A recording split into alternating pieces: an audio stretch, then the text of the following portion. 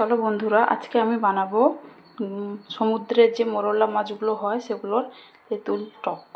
তো তার জন্য লাগছে মোরলা মাছ, চিনি, নুন, হলুদ আর ফোড়নের জন্য 5 ফোড়ন, একটা শুকনো লঙ্কা আর লাগছে তেঁতুলের কাত। চলো স্টার্ট করা যাক।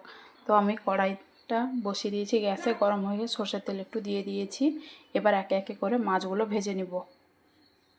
একে একে করে এবার মাছগুলো ভেজে নিই।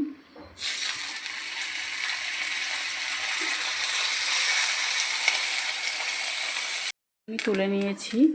এবার তাতে আমি ফোড়নে একটা শুকনো লঙ্কা আর একটু 5 ফোড়ন দিয়ে দেব। ফোড়ন আর শুকনো লঙ্কাটা একটু ভাজা হয়ে গেছে। এবার আমি দিয়ে দেব তেঁতুলের কাত। দেখো ফুটে গেছে।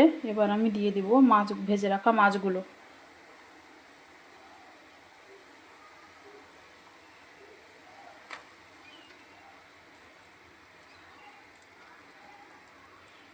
আর দিয়ে দিব অল্প পরিমাণে হলুদ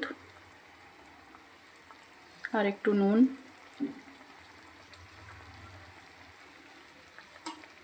তো এটা ফুটতে থাক।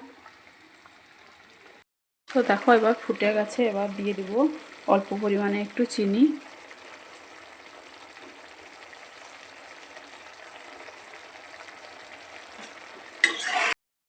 তো দেখো এই যে আমাদের রেডি গাংমুড়া মাছের তেঁতুল টক।